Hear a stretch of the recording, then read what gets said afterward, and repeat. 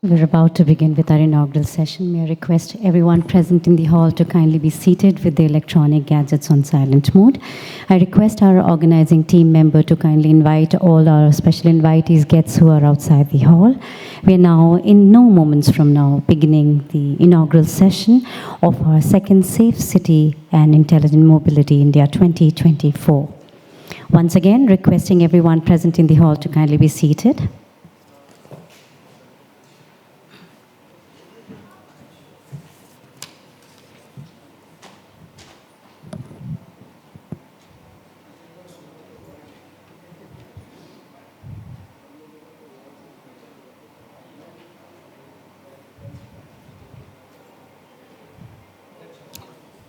Namaskar, good morning, Swagatam, honorable dignitaries, special invitees, guests, delegates, members of media, ladies and gentlemen. On behalf of Bharat exhibition, we welcome you all to the second Safe City and Intelligent Mobility India Summit 2024.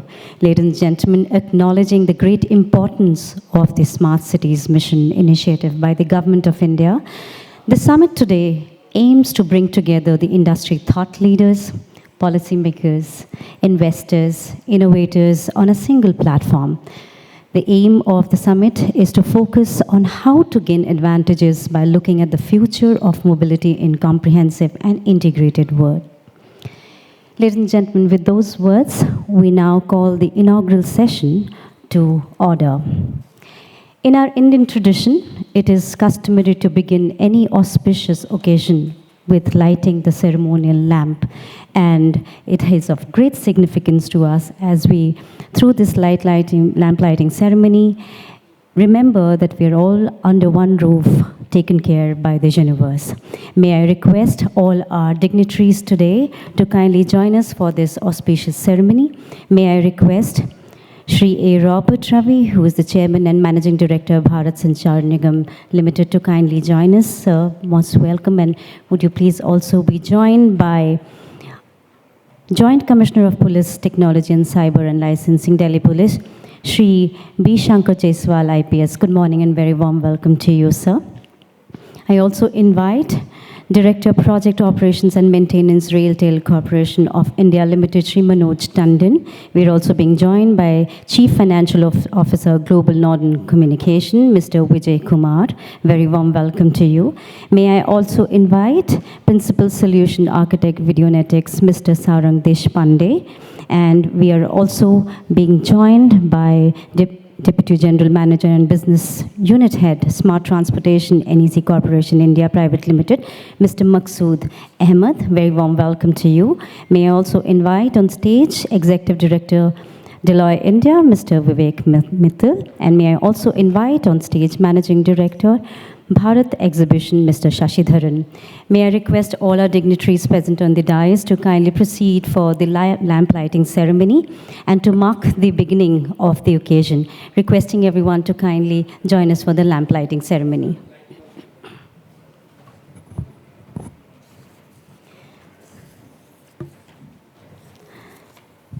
The lamp light is of a great significance in Indian tradition. Ladies and gentlemen, the diya, when lit, emits energy. It is this very energy that rises above as a prayer. Each wick being lit is a prayer for global peace and solidarity.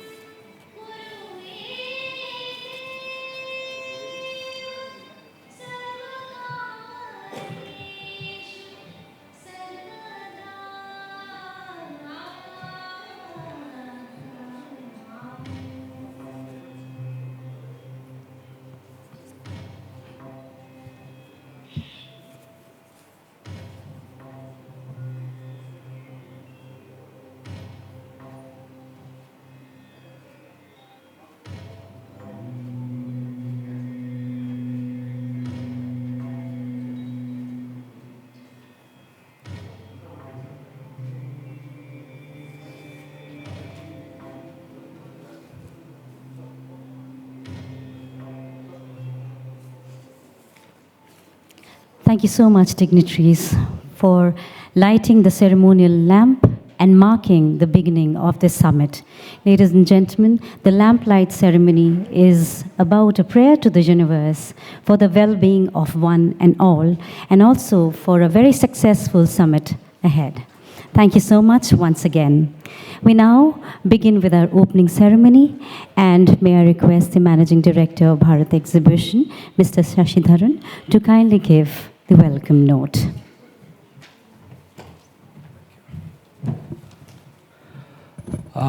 Good morning. May I request my team to get the people from the exhibition hall here, because I saw a lot of crowd there. They can come here and listen to the experts. Can you go and get them, please? All of them to come here.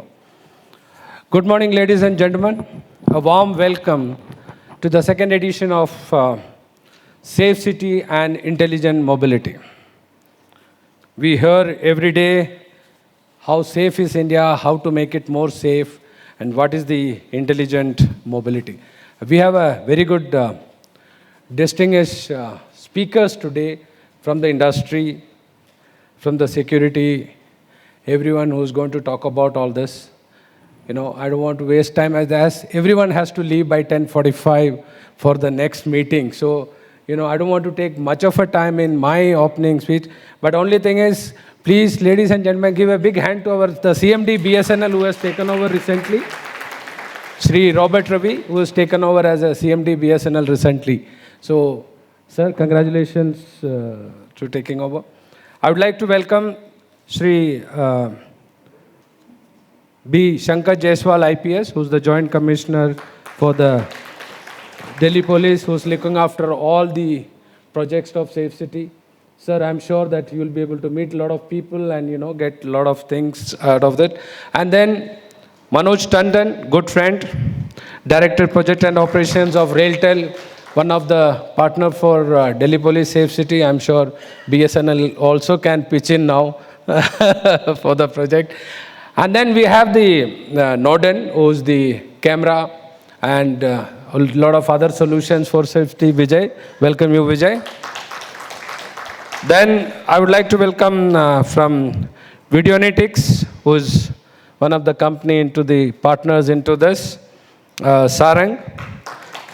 Then I invite Maqsood Ahmed from NEC. As you know, NEC is part of a lot of safe cities and projects, undersea projects, a lot of things they're doing NEC. With all this, our knowledge partner, you know, who's going to release a white book now, Deloitte. I invite Mr. Vivek Mittal also here. Thank you, Vivek, joining us. So before we invite the next speaker, let's have the inauguration launch of the white book. I request all the distinguished CMD, please release the white book. Where is the white book? Yeah.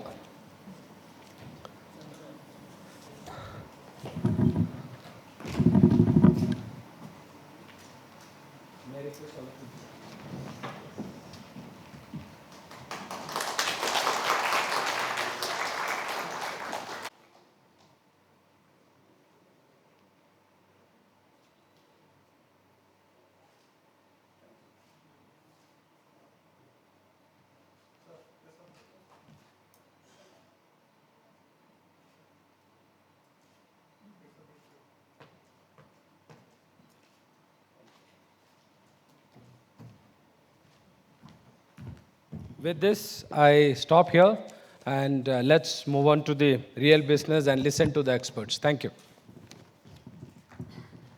Thank you so much, sir, for that wonderful opening remarks.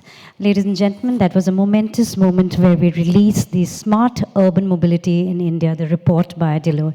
Thank you so much once again. And now, may I request Chief Financial Officer, Global Norden Communication, Mr. Vijay Kumar, to share his thoughts.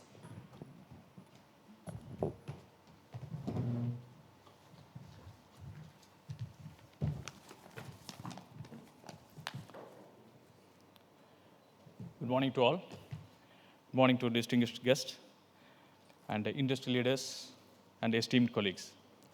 It is a great honor and privilege to be here today at the second edition of Safe City and Intelligent Mobility 2024. As we gather here to discuss the future of our cities, and the role of intelligent mobility for making our cities safer, smarter, and greener, it is evident that India stands at the threshold of a very transformative era, and technology plays a very critical role. Now, in this dynamic environment, safety is not a priority, it is a necessity. It is a core and fundamental objective. And the safety is not negligible and not negotiable, it is a must. As we all know, India is in a remarkable growth trajectory. Our economy is expanding, and our population is growing, and our cities are evolving at an unprecedented pace. However, with growth comes with the pressing need for enhanced safety and security. In today's world, where technologies are advancing rapidly, the challenge lies in integrating these advancements into our urban planning and management. We must adopt smart city concepts where technology acts as a backbone of safety and efficiency. India's GDP is growing and at 7 to 8%, we all know. And very soon we'll be fourth largest economy, and we'll be, in another 1 or 2 years, we'll be third largest economy. And it's a remarkable achievement for India. And next 20 to 30 years is going to be India's era, and we are going to see a substantial growth in our economy. All this leading to greater urbanization. At present, around 38% of our population living in urban cities, okay?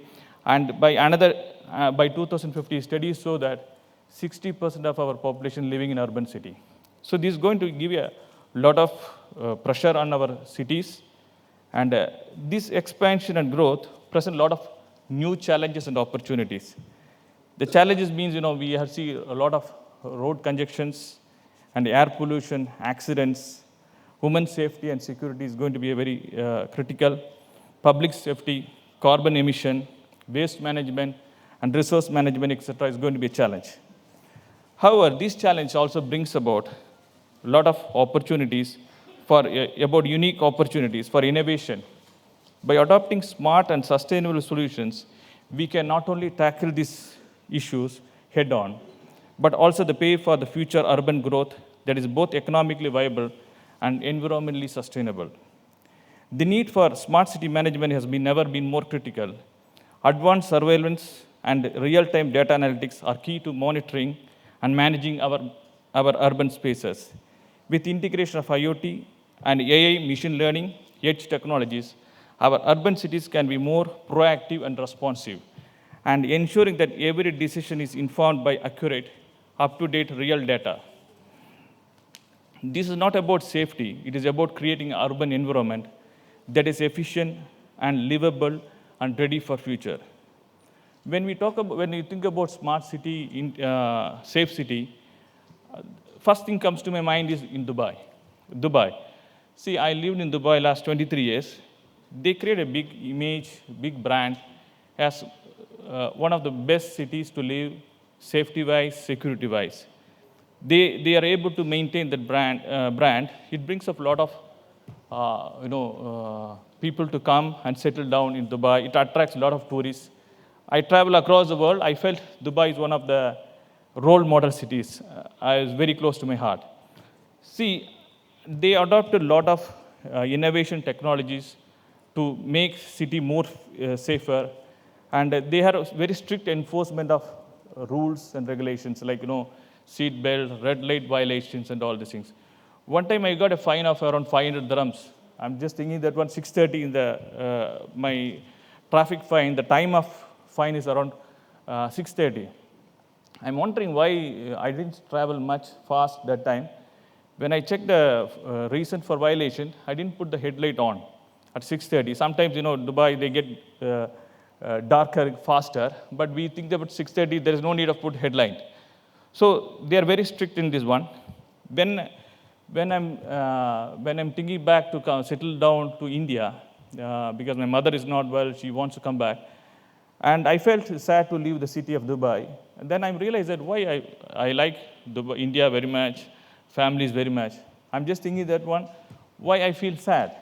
But one of the points I noted down, what makes me leave the city Dubai sad, What I thought, I missed the Dubai roads, safety and security, that comfort, cycling track. I'm a sportsman, a lot of cycling tracks, sports facilities, all these things. What I'm trying to say, there are many Indians that moved out of India 20, 25 years back. They all want to come back for many reasons, like family, and they want to be part of India's growth story, and they want to contribute. They're ready to compromise the salary part, money part. They're ready to compromise. But we have to. India has improved a lot, but still we have to give that platform for more safety and security. It makes a lot of people to come back. I think what we had a brain trained, what we face, we can bring a lot of people. We have to people give the feeling of safe and secure. Then only they can produce the best of the results. Okay. At Norden Communication, our mission is clear: to provide advanced surveillance solutions that ensure and safety and security of our cities. We see ourselves as a smart guarding force, offering comprehensive solutions that range from high-resolution cameras to intelligent traffic management system. By creating a secure environment, we are not only just protecting the people and assets, we are contributing to creation of cities where innovation and safety go hand in hand. See, our solutions, Norden solutions, are very comprehensive and cutting edge. One of our solutions is intelligent traffic management system. Yes, studies prove that ITMS potentially reduce the traffic by 25%. And when studies show that our supply chain, our logistic cost is around 14% of the GDP, whereas other countries like China and US, there is around 7 to 8%. Studies show that 3% of erosion in the GDP due to our road accidents and efficient use of our assets, like fleet management and all these things. And our other solutions like ANPR, Norden is offering from end-to-end solutions in surveillance equipments, from entry-level cameras to high-end cameras like ANPR, PTZ, body-worn cameras, global shutter camera, thermal camera, explosion-proof cameras, HMS, health monitoring systems, integrated command center, parking management solutions, incident detention systems, and public address system, UPS, intelligent cabling solutions, etc. As we move forward, it is essential to highlight that Norden is not just a provider of surveillance and equipments. We are partners in progress. Our solutions are tailored to the specific needs of each city, ensuring that both are effective and efficient. By working closely with the city planners and law enforcement agencies and defense establishments and other stakeholders, we create an integrated system that enhances quality of life for all the citizens. In conclusion, the journey towards safer and smarter cities is a collective effort. It requires a collaboration, innovation, and shared vision for a better future. Norden Communication is proud to be part of this journey and providing technology and expertise needed to make our cities safer and more intelligent. And thank you for your attention. I look forward to insightful discussions and collaboration that will undoubtedly emerge from this event. Together, let us build a safer and smarter and greener future for all. Thank you. Thank you so much, sir, for sharing your thoughts with us. Ladies and gentlemen, we're very privileged to have with us the Chairman and Managing Director, Bharat Sanchar Nigam Limited, as our honorable guest. May I request you, sir, to kindly guide us with your words. Ladies and gentlemen, inviting Shri Robert Ravi.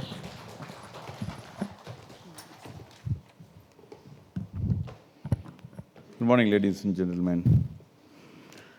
Respected people on the dais, I think Mr. Shankarji, I think my friends Shashi, Vijay, Sharang, Mahadood, and Mittal. It's a great pride and pleasure for me to be once again, in one of the most interesting and important topics. I think Vijay spoke to something about moving from cities, which is safe, and how he intends to come back from Dubai back to India and other safe cities. The government of India, especially the Department of Telecom, we have envisioned into a very important area of not moving technology to only cities.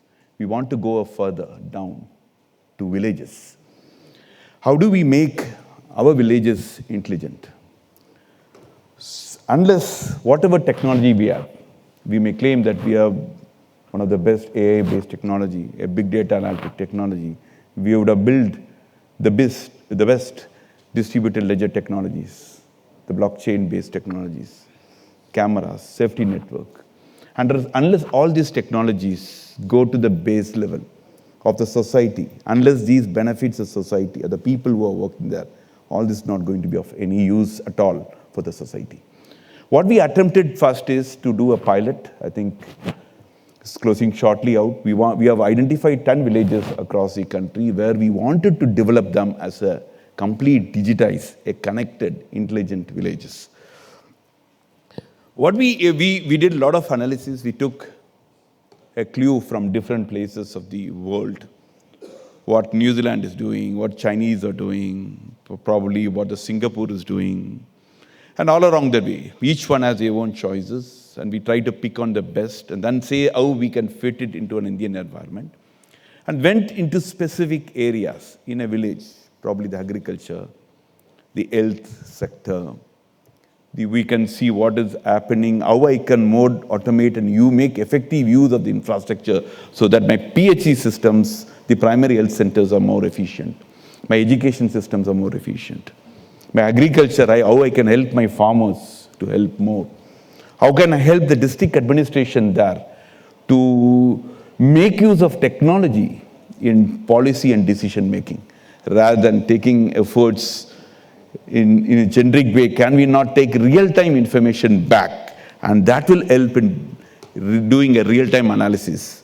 So what the strategies we tried to put in place was, can I do monitoring, tracking, evaluation of what the government resources has been spent in these villages or any places, any active data. So what we try to do is, probably one idea is, can I create a complete intelligent village based on our own connected, maybe a 5G network.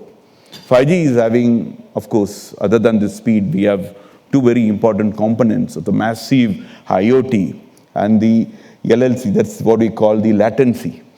Can I use these two facilities, arms of the 5G, in using how soon I get the data back? So maybe I can put a lot of sensors, drop in a lot of sensors against these villages, collect a lot of information. These information could be brought on real-time basis. On the fly, analytics should happen. That's what I was just seeing in one of the stalls, the exhibition. Can I add this information, process real-time on the fly, and give real-time information? About all information, for example, if you take on the agriculture side, what are the benefits the farmer can bring in? What are the problems the farmer is facing? Can he immediately interact with the authorities, get information? If even to the extent that we even know the amount of fertilizers being used in our village. What is the amount of GST that is happening in this village? More importantly, with the advancement of CCTVs, can we be able to predict any chaos or commotion happening in a village or a district? So that district collector sitting in his office, complete access on technology, he will be able to have a clear oversight of what is happening in his district. So these are some of the digitization activities which we are aiming. This can bring enough what we call of accountability, efficiency, efficacy, and transparency in our government, what we do, offering a very seamless services of whatever our government intends to do. That is what we call a complete, connected, intelligent villages. Of course, there are a lot of touch points, as I just mentioned. Some of the mentions I just put in this slide to show you, can I take some sort of the tracking of the vehicles that is happening? Can I do some real-time monitoring of the excise collections? Real-time information about the GST collections. Movement of cranes is a very, very interesting area. We did a pilot in one of the countries in Africa where we were able to calculate the movement of grain in the morning and the evening through satellite imaging using AI technology to identify the levels of poverty in a particular area. Can I use this mechanism of movement of grains as one of the key touch points? CCTV for outbreaks of chaos. Information on the growth of crops, PHCs. PHCs, we will be able to know what citizen actually wants. Maybe we can do an automated system of an ATM-based health center. ATM health center is nothing but ATM. A guy goes into the ATM, he just places his hand, all these critical parameters automatically taken, sent to a centralized area and it analyzed. Can we give such sort of services to the villages? Of course, we have other critical areas like what you can do, random monitoring of filling area, real-time information of the grievances. This is a very interesting area. Unless we address the customer grievances, we are thinking in a larger way of, can I use metaverse, a platform, a vacant room, where a customer walks into the vacant room, speaks to the wall, which itself becomes an avatar, and then you will have a printer available. Whatever may be the services you want from the government, you only speak. And that information is automatically pulled. After taking some of the data from you, you will have it printed on a printer and then can you walk back. We are working some sort of a clear metaverse platform-based system, which is really turning into a real-time activities. Not only that, we will be able to monitor all the various real-time monitoring of the schemes that the central government and the state government is bringing in. All this requires data. So once amount of data, this gives you a small idea what we dream of, what we have, the smart district architecture that we can try to put in. Can I get different data, whatever I come in? Maybe even, historical data. If I want to know about my agriculture thing, can I bring a 10-year data from my IMD? What was my rainfall pattern? What was my nutrient pattern? And then I give a real-time analysis being done on the fly, taking the information, real-time information, just one of the examination. And then we can see that, can I use a real centralized platform to create an analytic which is on the fly, and the information is given on the fly to all the policy holders. Imagine volumes and volumes of data, millions of data, the IoT devices generate this data, and these come to a common area, and this data is on real-time processed. You put a warm cold, you have a warm storage, hot storage, and a hot storage, which automatically takes the data and then does the assimilation. This is what the dream of the government, which we are trying to do, which we're going to start in this 10 villages. Probably then we wanted to extend to 500 villages. Our dream is to see at least 1 lakh of our villages becomes really intelligent. If this intelligence is made at villages level, automatically it comes down to different cities. Of course, we have a lot of overall objectives. Is going to be a centralized database system, complete big data analytic, a citizen portal, which I mentioned, complete API access. I will be able to connect all my government departments, all on a common platform through API access. So any data could go anywhere. A complete open access system with complete IoTs and sensors, creating digital twins of whatever we have. We can even visualize. Suppose there is going to be a chaos or a confusion happening. And say, for example, there is going to be a flood. If a flood happens, what is going to be the predictive mechanism? Can I run an algorithm on it? A real-time digital twin. One of the options of probably in Delhi is, can we simulate the traffic patterns? Can I really put how many vehicles? I can average it out, automatically picked up the data using my mobile telephone data and other data sources available. What is my expected traffic? And what will be? I can completely put a digital twin of it and explain it. We intend to have at least 5 virtual cities to be created, which does. So before we go out of the room, we pick up a mobile, see an app, and I can immediately see what is going to be my congestion level, my traffic level, my congestion in my, your metros or your bus stations, etc. That amount of virtuality could really bring in to make our cities more digitally vulnerable. So these are a lot of information, so sensors, which will build up what we call the digital twins, the AI models, your tax collection increases, including putting a complete digital grid. The most important thing, the final dream will be, can I build a complete smart grid of the entire country, where I know what my citizens want, becomes my citizen grid. I know what are my resources that are available, that becomes my resource grid. I have my process grid and an economic grid. This lays to what the next generation of what we call the infrastructure. We are moving from what we have the I build my infrastructure, I run my information on it. Can I build a smart grid on it, which will become an infrastructure where I can have any type of information to serve my public. The ultimate idea is to serve the public more efficiently. These technologies will definitely help. The most important aspect of all this is security. We are trying to put in a blockchain system-based system where all my data which comes in and goes out goes on a distributed trusted server. That will help in the entire process of really putting the place in place so that the data what goes out is secure and what comes in and also securely kept. With this, the vision of what we have, we can build digital villages. where we have the mobility data being used, infrastructure is being used, agriculture, we have a lot of information. Placing sensors across the city, we can create a simulation model that will be helpful for these villages.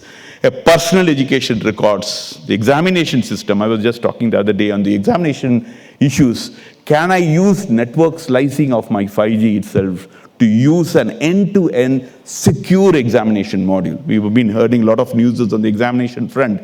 We will be able to print papers half an hour before the actual data. So that is the amount of data we are thinking about in the long run. We are for this process, we are putting a lot of stack that is being built. This is one of the stacks which we are going to come up, and then which will actually help. And as I told you, we are also putting this ledger system in place. You can see how complex we need to build this ledger system so that everything is perfect. So once we have the ledger and the librarian function working together, we would have built a real true, what do you say, an intelligent village. With these few words, I can assure you the government's plan is very clearly articulated in the Department of Telecom. We look not about putting a few villages.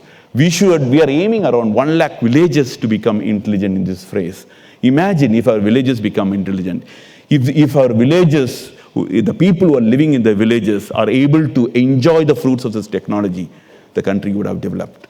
I request all of you who are here to join us in this journey, to contribute whatever is possible so that we make a very bright and a developed country for this. Thank you.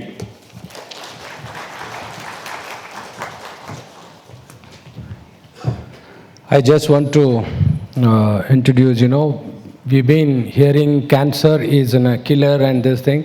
So we have an IPS officer here, Nidin Walson from the Delhi Police, who is, won the cancer from cancer to Iron Man. So Nidin, congratulations.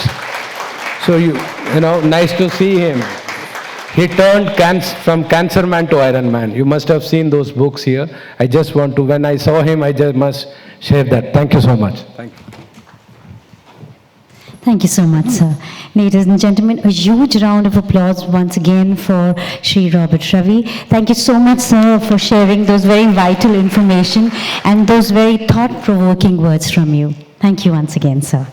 Ladies and gentlemen, may I now invite Director Project Operations and Maintenance, RailTel Corporation of India Limited, Shri Manoj Tandanji, to share his thoughts.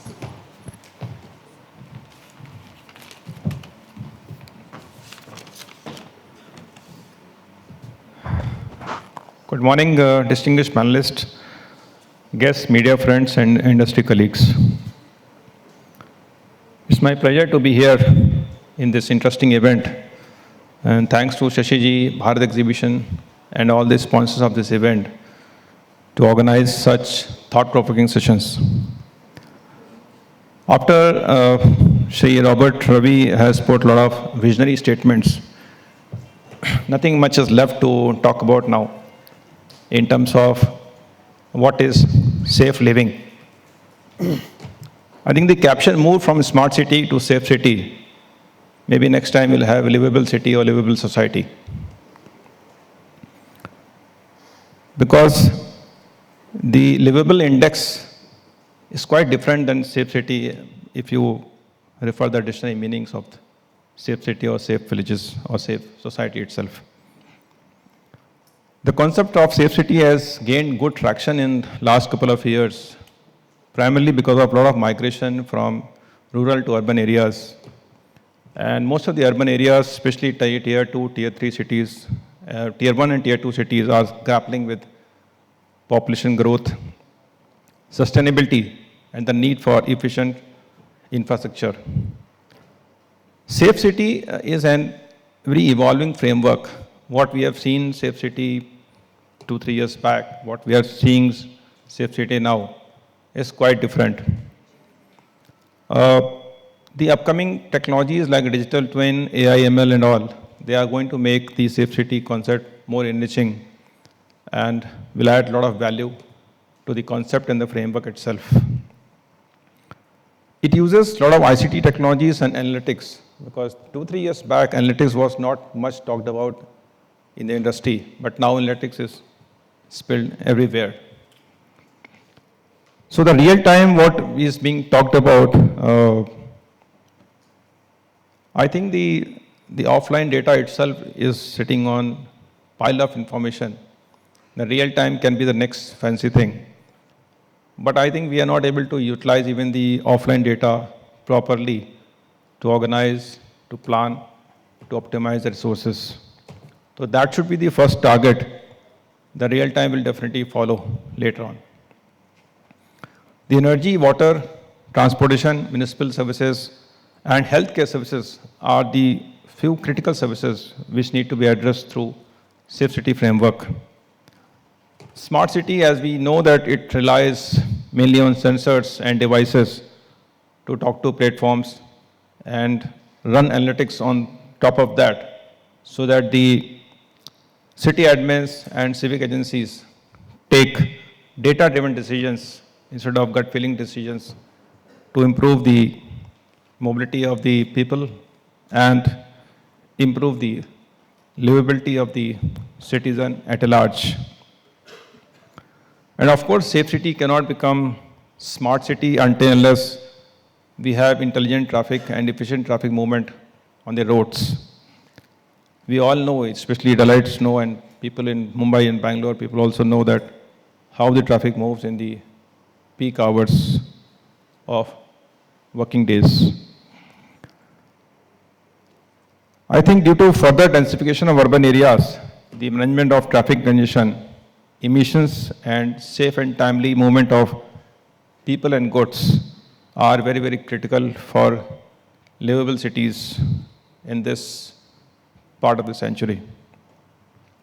The real-time traffic monitoring, we have seen some interesting cases in the gallery of sponsors and showcasing their equipments and applications. So the movement of traffic itself becomes one of the action plan for planners to improve the bottlenecks, the congestion points, and measures to take to the next level so that the bottlenecks are removed and reduced for the safety of the traffic and to reduce the commute time of the people.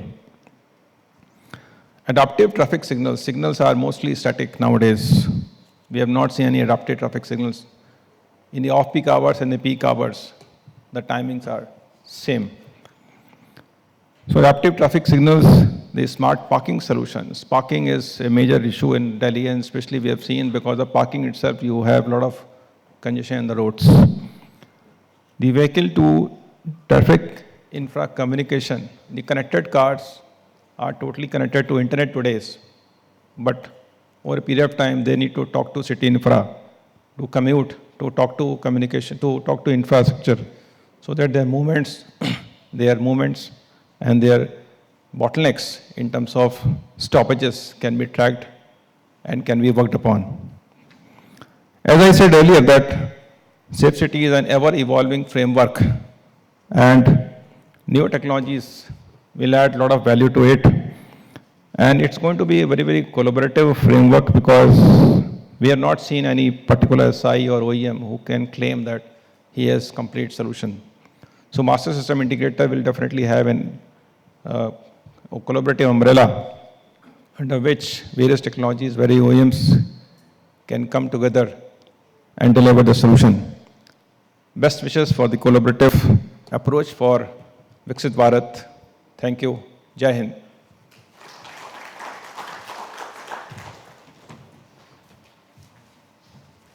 Thank you so much, sir.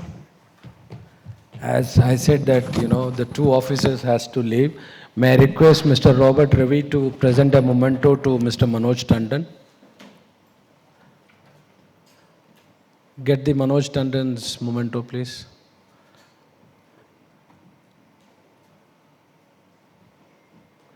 Railtel, there will be a Railtel memento. Railtel memento.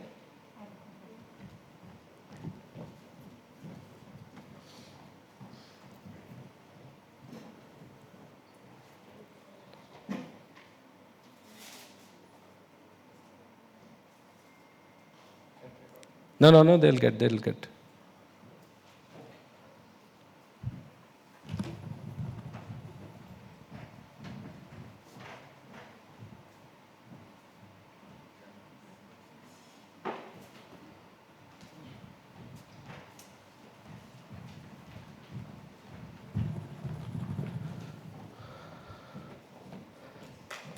Thank you, Mr. Manoj.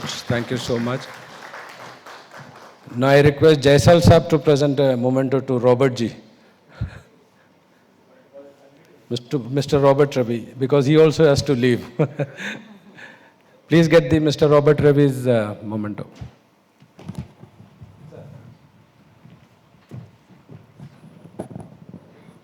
As mentioned, our honorable guest needs to leave, requesting Mr. Shankar Jaiswal, who is presenting a memento to Honorable Shri Robert Ravi Ji.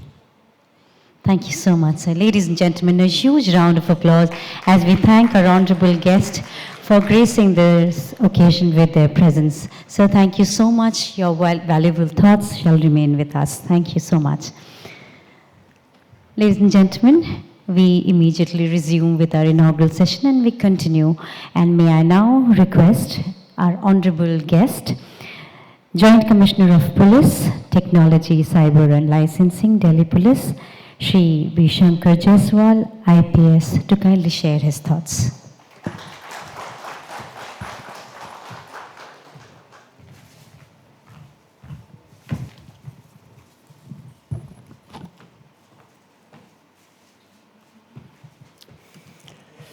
A very warm good morning to all of you. So, let's talk about some practical things. We are police officers. I'm not going to talk about serious stuff today. ITMS has become a buzzword these days. But at Delhi Police, we have been doing many ingredients of ITMS since long back. I'm telling you, in 90s, Delhi Police started something called Area Traffic Controller. Many of you are aware. Those who are in this area particularly are pretty aware. So, Area Traffic Controller was a technology which was developed in Japan in late 70s. And parallelly, there were two other technologies. One was Scoot, another SCAT. Scoot in London, SCAT in Australia, Sydney. So, the name goes by Sydney. So, these technologies were around, but at that time AI was not there. The modern AI was not there. People were still doing ITMS. It was very compute intensive kind of proposition, but still people were doing. But now with the arrival of AI, ITMS has become all the more important because we can crunch a lot of data.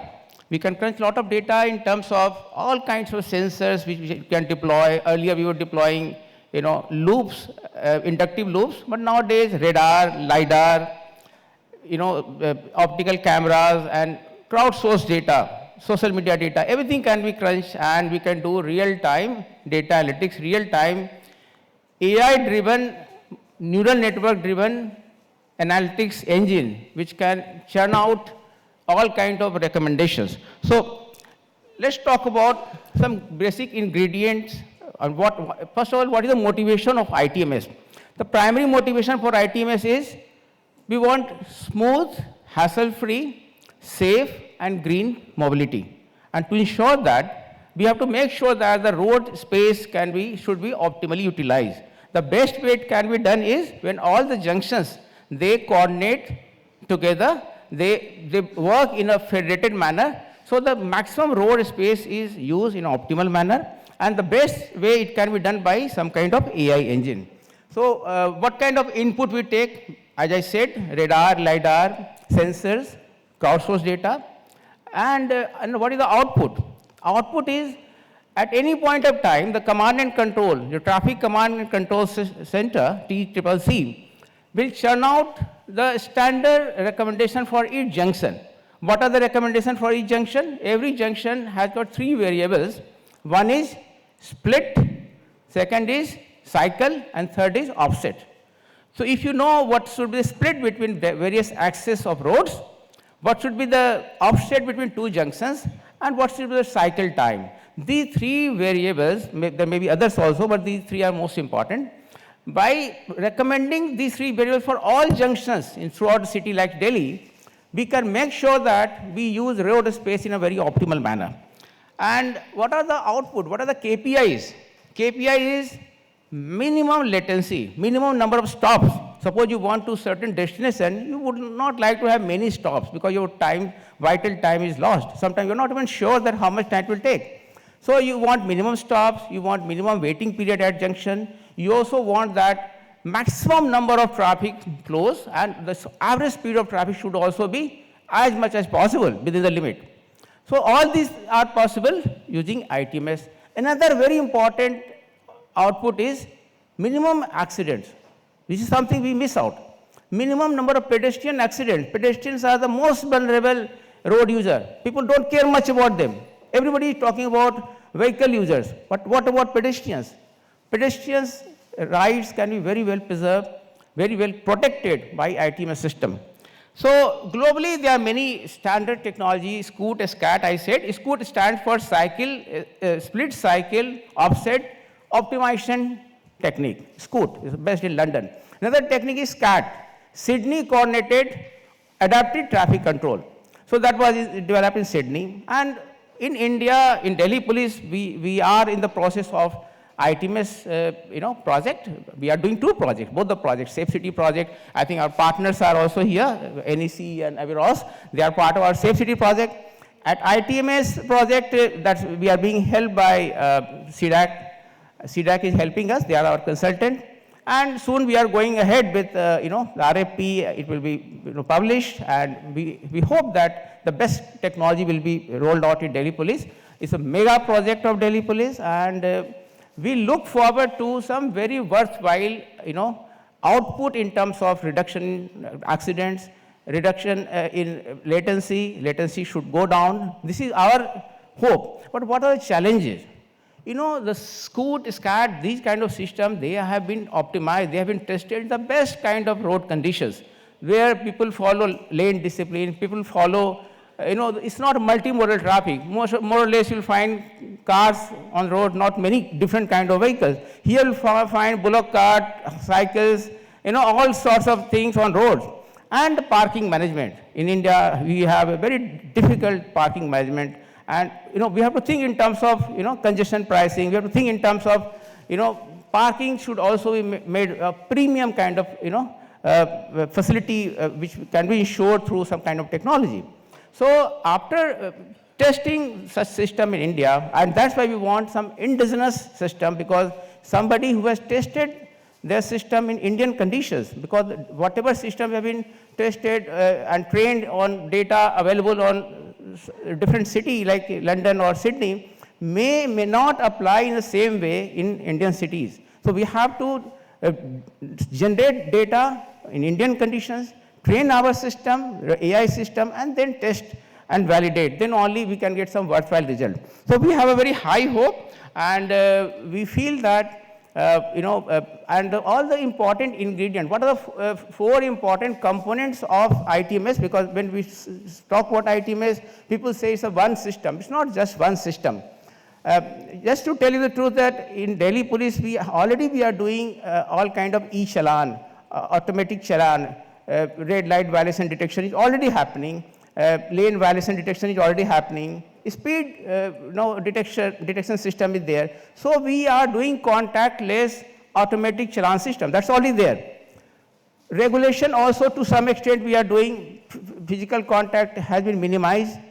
But when ITMS system will come to, it will be rolled out, perhaps all the four important components. One is enforcement, second is regulation, third is dissemination of information, and fourth is reduction in accident, because that is very important, and crowdsourcing of data from various sources.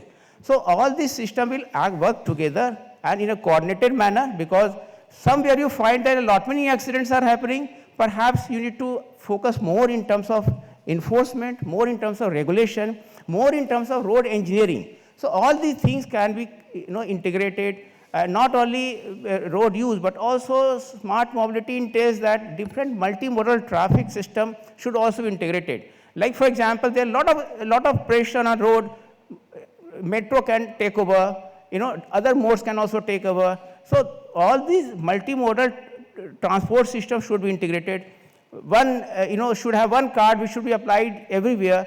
And in road also, for different times of the day, you should have a different parking policy, different parking pricing policy. Maybe it's a daytime, maybe working hour, perhaps the pricing could be very high. but maybe in different times on Sunday, Saturday, pricing can be low. So parking should be very intricately linked to this whole ITMS system, and we hope that we have done some trial also, and we have a very high hope that perhaps this system will work very well in condition in Indian condition, and particularly Delhi would be first mega project where a project of this kind will be tested at such a scale. The scale is very important because other cities perhaps has been done, but here the scale comes from population, number of vehicles, and also being challenged by the road conditions because lane violations is very common.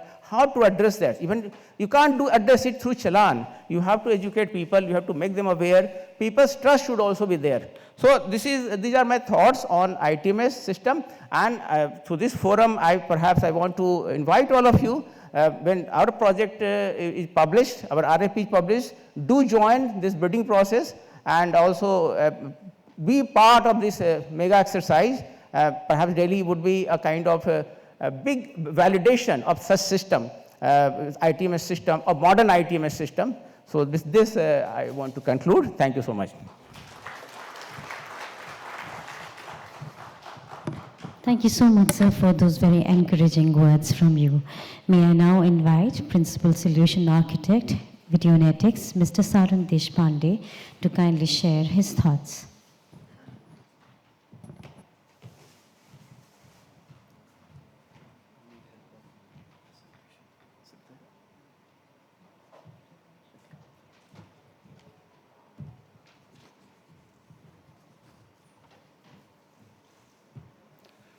Namaskar, all of you.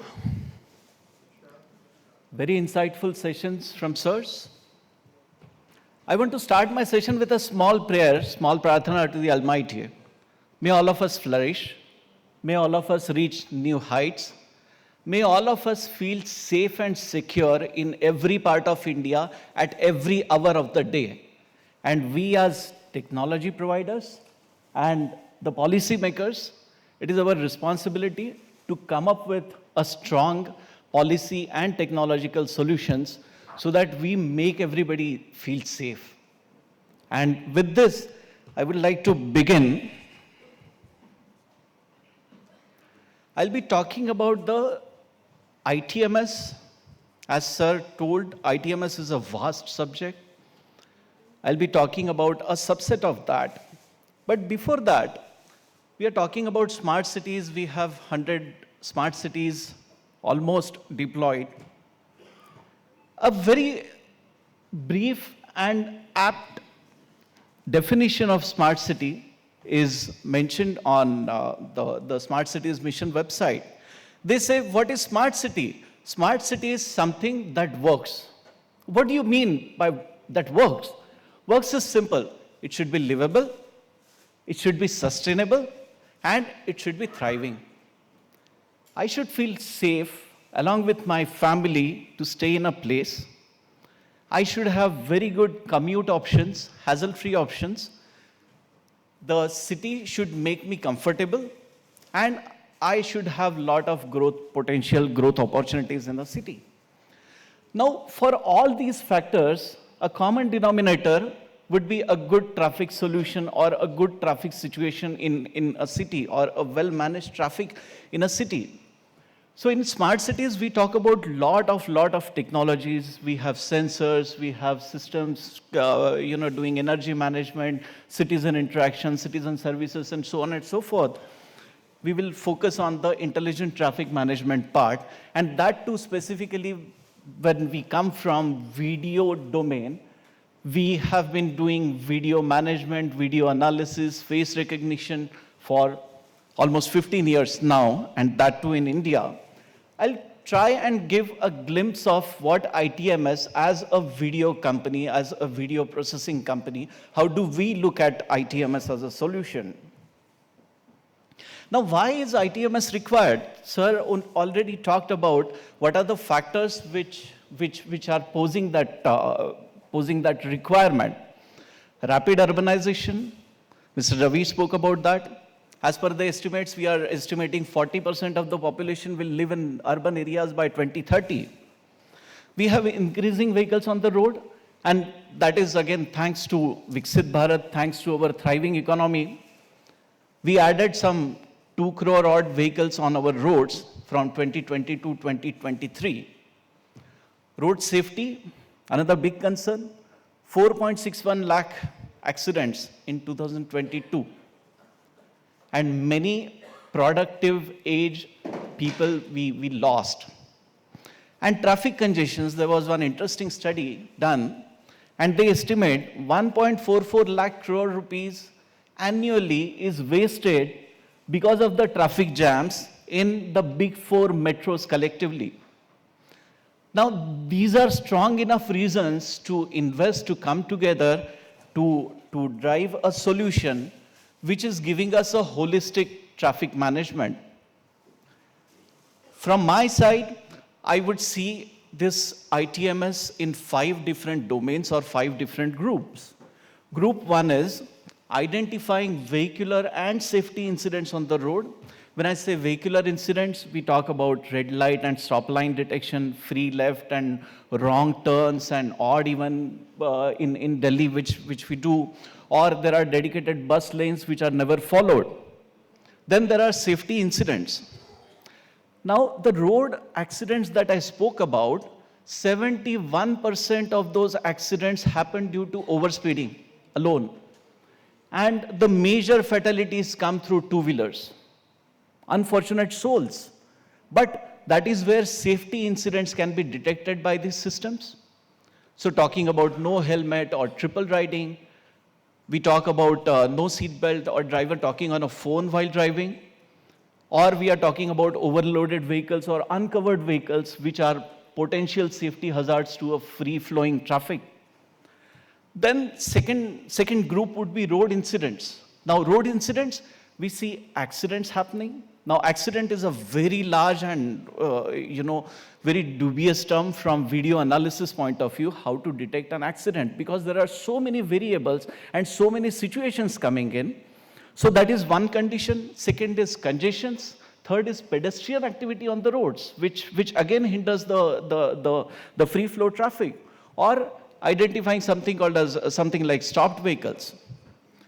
Third part, which is an upcoming part, and people are now expecting, authorities are now expecting a video camera to also assess the road condition and also assess the infrastructure availability or the state of infrastructure. For example, your zebra crossings, for example, your stop lines, they are getting faded or not, or there are potholes on the road, these kind of situations. Fourth bucket would be traffic planning. As traffic planner of a city, all this information should be gathered from this solution and be presented in an actionable form. What are the places in my city where traffic is going out of bounds? Or what are the places in my city where my average traffic is dropping down beyond certain %? And that is where I need that information to send my officer on the road and normalize the traffic. And last but not the least is the integrations part. All the information that we are collecting, we are sending this information to various other external subsystems. We talk about adaptive traffic. Adaptive traffic is again a vast subject. What we provide or what video as an input source can provide is presence of vehicle. How many vehicles are there? Is there any congestion? Are there a long queue of vehicles? And that information we can provide.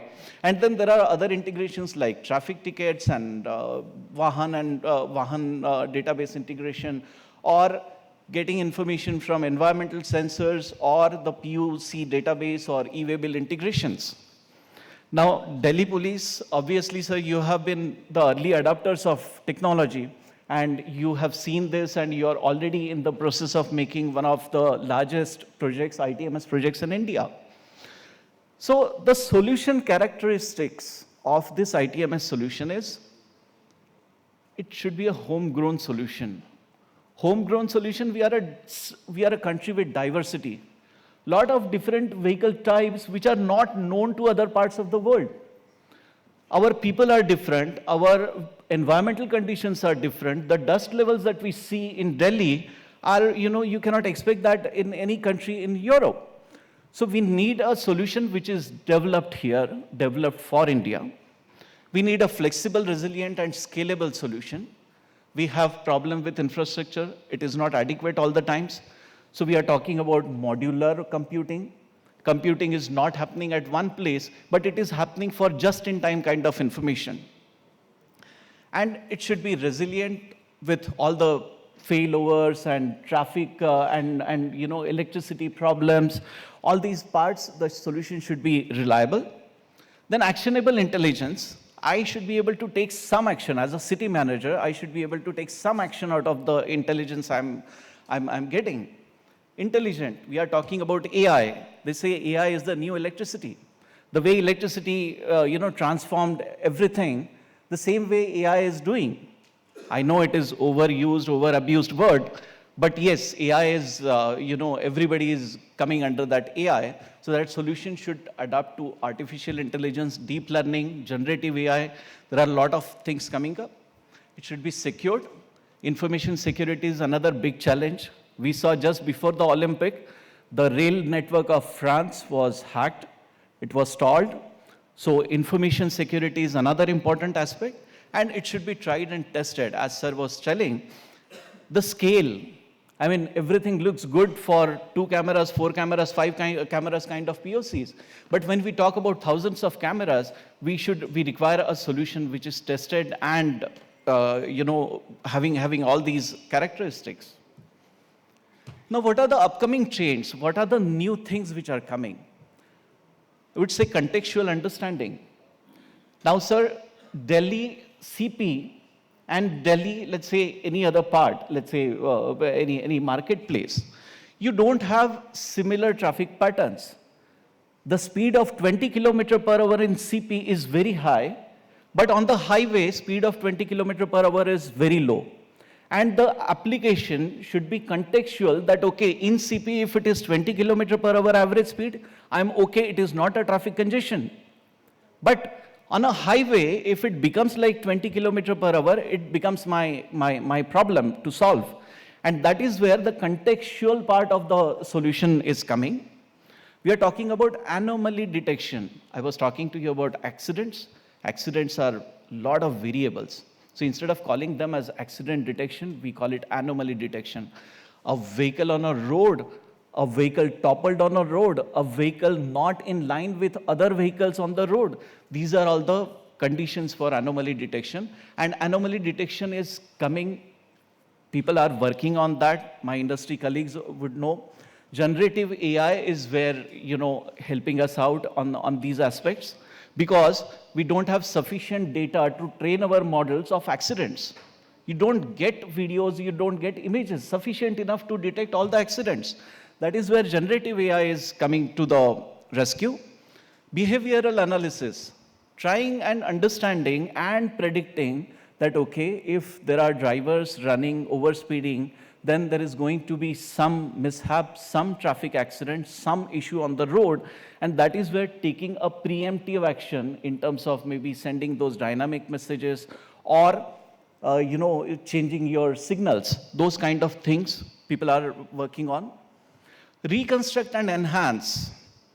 This comes from investigation point of view, and again, generative AI is helping us that, okay, I have a poor quality video, I want to enhance that, extract more and more information so that I can investigate a case in a better manner. Simulations, AI again to the rescue. How can I simulate a traffic situation so that I take necessary action or I am ready for any untoward incident, and I'm just trying to kind of do a mock-up that, okay, if this thing happens, then how are we going to respond? And these kind of things, simulations where generative AI is again helping us out. And the latest, there have been many systems who have adopted. I'm talking about conversational interaction. We are already talking ChatGPT, we are already talking Gemini. These technologies will also come are also coming to these traffic solutions, that instead of typing and using our usual way of interacting with a computer, we are interacting with a computer more like a friend. Maybe I'm talking in Hindi, hey, abhi mujhe batao CP mein kitna traffic situation kya hai? And then the system gives back me what is happening in CP. So these are few of the upcoming interesting areas where people are working, where the industry is going. Obviously, there are many other areas. I'm only focused on the software side, and that too on the AI side. There are shades of gray in life. Ethics and concerns. We are adopting all these technologies. We have to make sure that we are following our ethics. We have to make sure that we are, it is like good parenting. AI algorithm is my child. If I'm a good parent, I will train it to become a good AI model. We already know the menace of deep fakes and all those technologies. So it is dual-edged sword. It is doing very good for every one of us, but equally it has potential of doing bad. With this, I like to end my presentation. And again, thanks to Officer Valasan, his story will be beneficial for all of us. And with this, thank you so much. Jai Hind, Namaste. Thank you so much, sir, for that wonderful presentation. May I now invite Deputy General Manager and Business Unit Head, Smart Transportation NEC Corporation India Private Limited, Mr. Maqsood Ahmed, to kindly share his thoughts.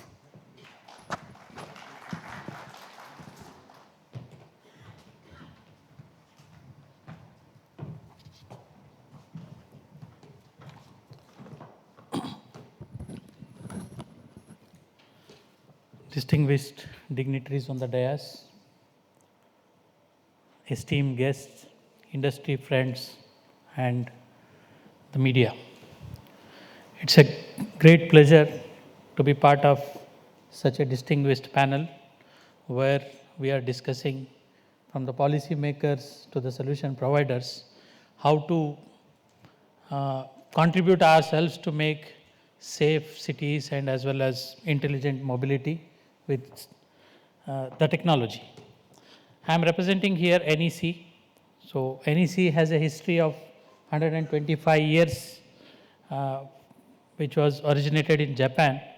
And in India, we have the presence from last 70 years from sea to space. When I say sea to space, NEC provides technology from submarine to satellites. Especially in India, we have multiple projects which touched upon the digital growth of India. To name a few, we are part of the Ador program. We are part of the Canny project where we connected mainland to Andaman Nicobar Island through fiber. And when we talk of smart cities, so NEC is almost present in 15 plus smart cities where we are providing various solutions from ITMS to smart mobility, the safe city. The first safe city in India, the Surat, is done by NEC. You have our presence whenever you visit airport, if you go through the Digi Yatra gates. So NEC is part of Digi Yatra in almost 10 plus airports and still to come. So our focus is to deliver technology, not only to the extent of big control rooms. Our focus is to get this technology to the common man, how they get benefit out of this. So in that context, NEC as part of the Safe City and Smart City, we have our own ICCC platform with Citizen Mobility app, where the citizens can directly interact with the authorities and they raise their grievance, they get the solution. So our focus is to get the technology to the last person. And when we talk of smart mobility, in India we have seen multiple projects where technology has been used in isolations.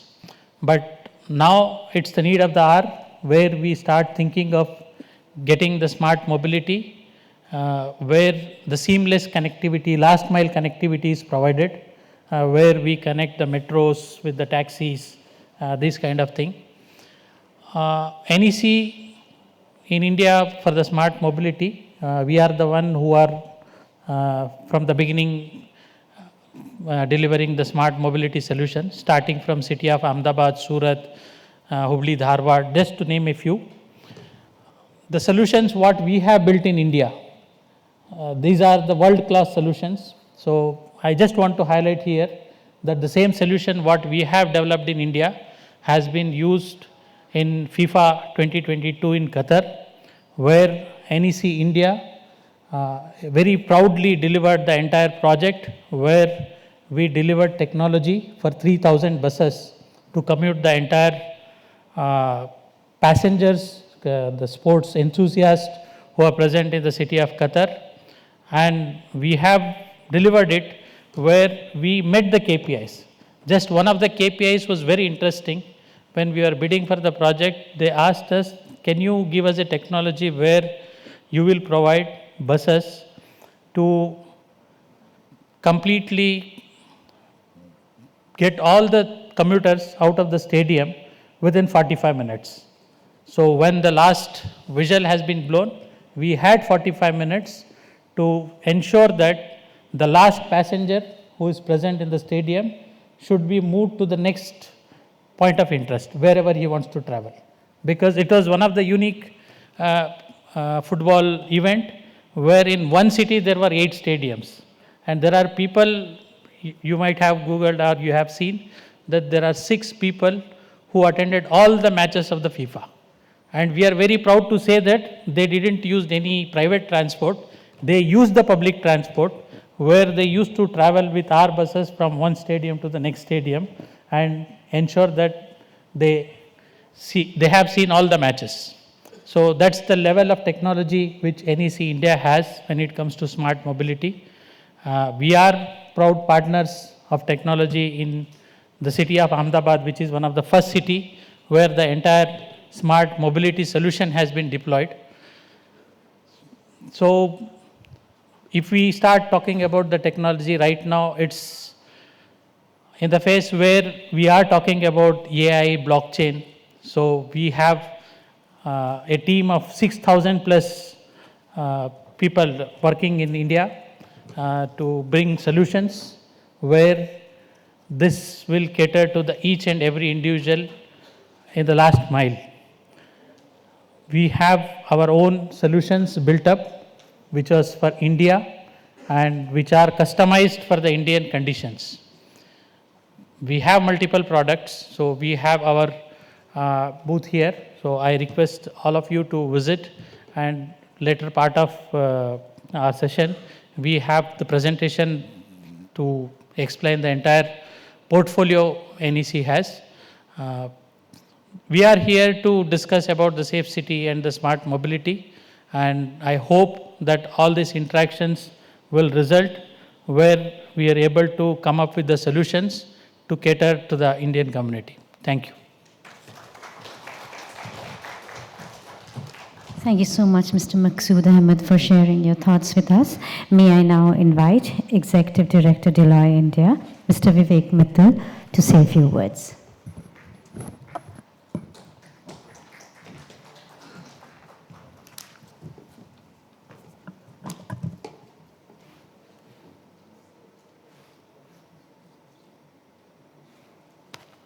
Will the presentation come?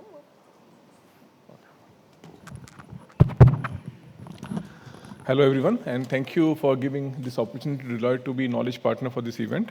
You have been hearing a lot of experts since morning about the industry experts, policy experts. As part of this report, we interacted with a number of industry veterans, citizens, policymakers to find what is actually the smart mobility. You've been hearing this word smart mobility since the beginning of the day. So just to set the context, why do we need the smart mobility? We know that currently we have about 1.4 billion population of India, and we are urbanizing at a very fast rate. And there are various estimates. Some people say that we are 35% urbanized, and if you put other estimates around World Bank and ADB, we are almost 60% urbanized. And we want to be third largest economy by 2030. And any economic development will also lead to more requirement of mobility requirements, And this also, currently the transport sector is already contributing to about 14% of the total carbon emission, which is to be doubled by 2050. And we have the net zero transition goals by 2070. So the problem for us is to change the tires where we are driving a car at a very high speed. That's a problem that we have. And what we have seen in recent years is there is a preference for the private vehicles going up. People are not using the public transport vehicles. There is a lot of reasons about it, independence, economic viability and all.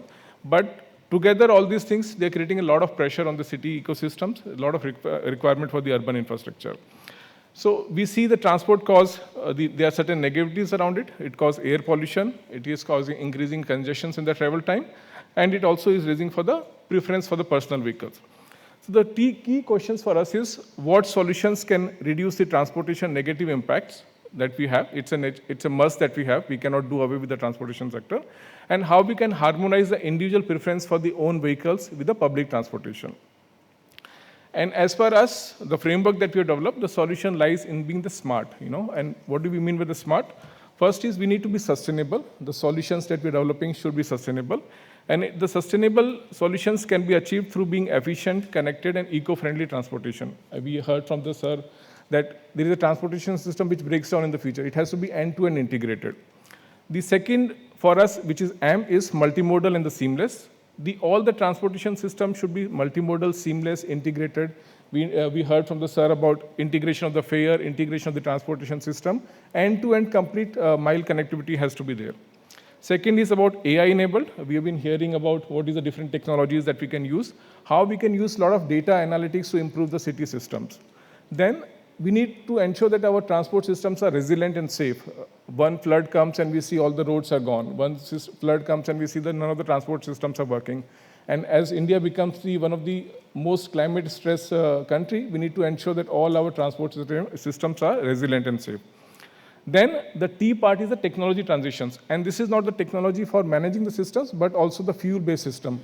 We need to transition to more EV. We need to use to more green hydrogen and all. So as per our framework, we need to use complete smart to have a smart mobility in system. And just to talk about the sustainability part, in our parlance, sustainability, we are looking into all three aspects of sustainability, which is the financial sustainability. The city transportation systems are not sustainable. They're not investing into a lot of city transportation system, which leads to the reduction in the public transportation system. Operational sustainability, in a city, you will see there are a number of organizations which are working for the transportation system, which does not lead them to ensure that what should be the maximization of the citizen services. And the environmental sustainability also. We need to ensure that we reduce our carbon emissions. In that light, some of the key things that we have to is increase adoption of EV. Mobility is a service. We cannot have it still as a product. All the transportation system should be integrated on a common platform. And the safety and efficiency of the vehicle should be the paramount thing. When we talk about integration, it's not that we are able to integrate only few vehicles and all. The integration should be for the services integration, physical integration, the fare integration. So when I'm moving out, it has to be all. The other part is role and enabling of the smart solution. How do we increase the smart solution adoption to increase the smart mobility? We have been hearing about the smart solutions from the various experts in the beginning also. And how do we ensure all our systems are AI enabled, which also reduces the cost of various solutions. In the part of the resilient and safe, we need to ensure that our solutions are adaptable, secure, and they're also future-proof. We are not investing in the solutions which are just ready for today, but for the next 20 years, 30 years also. The role of the smart solution is also very important. We need to ensure that they are comprehensive city transportation system. Any solution that we develop is flood-proof, climate resilient-proof, and it caters to the future requirements of the city. We also need to ensure the technology transition. We know that technology is disruptive. The city systems need to ensure what are the various technology. The adoption of technology should not be only to the metro and the few cities. It also needs to drive down to all the Indian cities. You've been hearing how we are even planning to make our villages as smart. So how do we ensure that the technology deep dive into the various cities and all? And the role and enhancing of the solution from the technology transitions. How do we enhance the use of alternative fuels?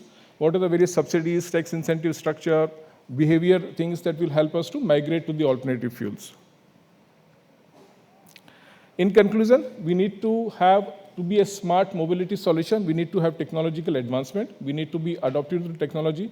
Deputy commissioners have talked about that they've been adopting the technologies from the 1970s. So it's nothing new that we have not adopted. It's just we need to move to the next cycle of the technology. We need to ensure the smart mobility, and the technology is just an enabler. We need to ensure that it is a seamless, it's multimodal, it's integrated. We need to have a regular policy interventions. You can have cameras to have the parking fines, but unless there is a proper policy around parking fines and penalties, it cannot be enforced. We need to have a customer behavior. Citizens are at the end of the day, users of those technologies. They need to be told to how to use these technologies as well. And we need to develop the innovative in the business model around it. Unless these solutions are sustainable, they are generating revenue, these will not be implemented in all the solutions. So with this, we have put out this framework. Report is ready for you. It is available in the public domain. You can have a look at, and we'll be very happy to have any feedback that you may have on the report. So thank you, everyone.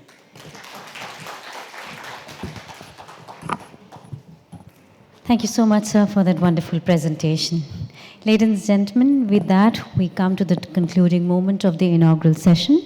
We are now going to move on with our next sessions, but before that, concluding this moment by thanking our honorable dignitaries on the dais. A huge round of applause for our distinguished dignitaries. Thank you so much for sharing your thoughts. And just to make this moment a little more memorable, we would like to present memento, and may I request Shri Shankar Jaiswalji to kindly present a memento to Mr. Vijay Kumarji.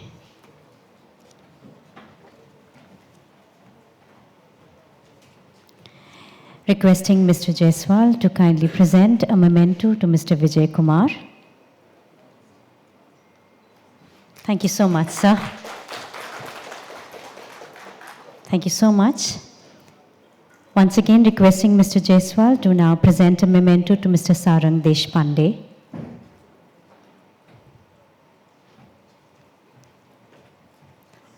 Just to make this moment a little more memorable, and we also capture it in our lenses.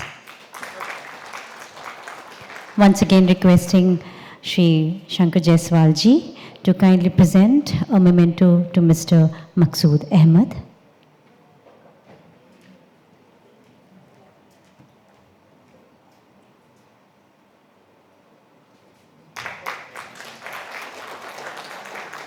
Thank you.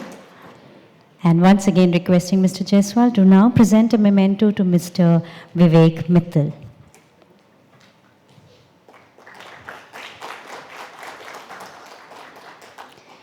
And may I now request Mr. Shashidharan to kindly present a memento to our honorable guest, Shri V. Shankar Jaiswal, IPS. Ladies and gentlemen, a huge round of applause as we thank our dignitaries and present a memento to our honorable guest. We quickly capture this moment, of course, in our memories and in our lenses by our friends from the media. Ladies and gentlemen, may I now request Mr. Shashidharan to kindly propose the vote of thanks. I know, sir, you have to rush to another conference, so I'll take only 5 minutes here. Now, the beauty is, in this room, we have everyone for your project. We have system integrator, we have the partners. It's only the tender need to be opened now.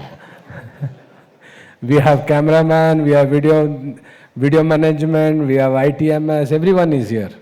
So it's only the tender need to be opened, and so that we all gather again next year here with a much bigger participation from the industry. And having said, sir, I would like to take 5 minutes of yours to just present a moment to all our partners, starting from Norden. May I request Prashant to come forward and receive this memento. Sir, Prashant is the country head for Norden.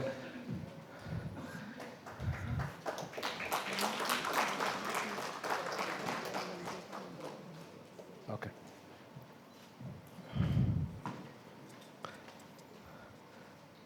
Videonetics, who will receive? You will? Yes, please come forward. They all are partners, sir, of the event, you know.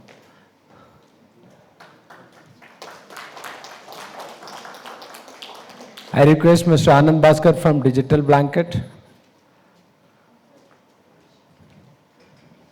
Anand is now entrepreneur, left IBM, Cisco, now is an entrepreneur.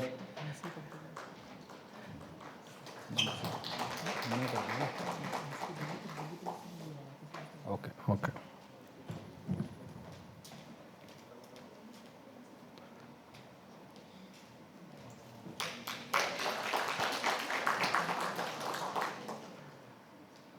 I request Astrikos, who's here from Astrikos. Hi, Chinmay, you're here. Yeah, I didn't see you in the morning. Dr. Chinmay Hegde is the CEO and Managing Director of Astrikos.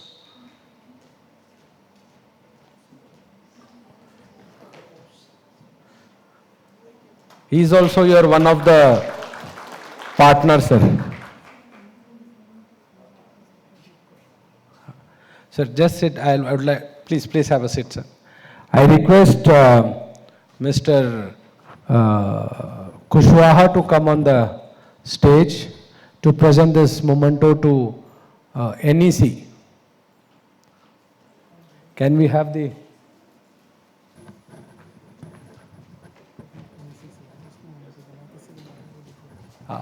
May I request Colonel Sahab to please present the memento. Colonel Sahab will present the memento, sir. He is the Deputy Secretary General from COI. Colonel, yeah. Now may I request Awiros, is Vikram here? Yeah, Vikram, please come on. Sir, you need to. Your Awiros, Vikram, my neighbor also. Sir, present a memento to him.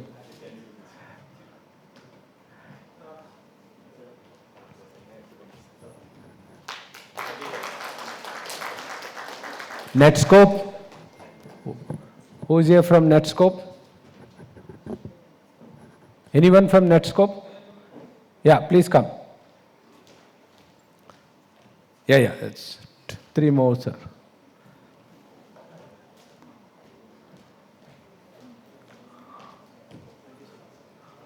Alcatel. Can we have from Alcatel? Please come fast because sir has to leave.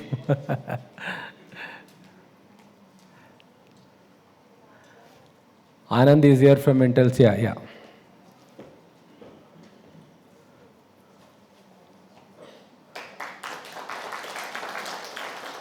Intellicence, Anand.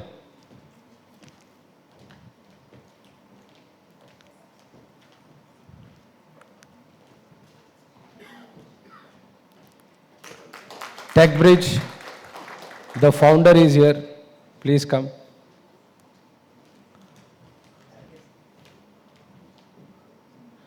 Twyn Gurpreet.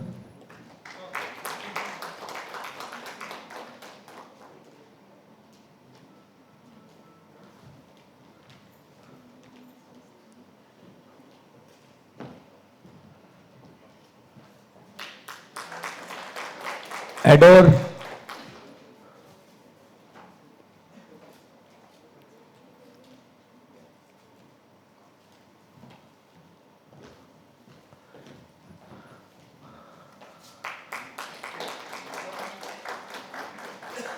MSP Arul, I saw Arul somewhere, yeah, Arul, MSP, yeah, they are done a lot of smart cities.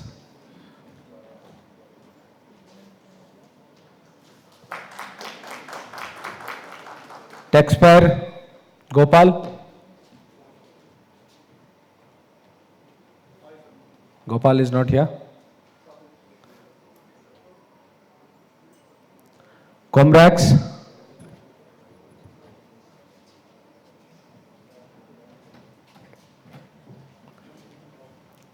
COMMRAX.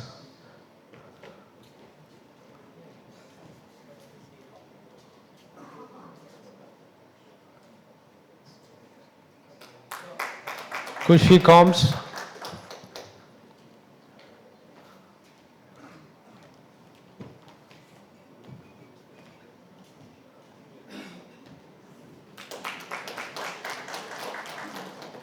Can we get Gopal's memento also? Gopal has come. The Tech Bridge.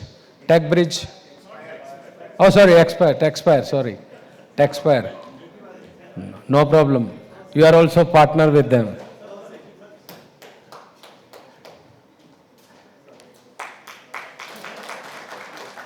Thank you, ladies and gentlemen. The next session is going to be a big session, and the chairman is here, Sumit Chaudhary, who is the founder and CEO of the Gaya Smart Cities, and he has to do a good job to keep it time on lunch.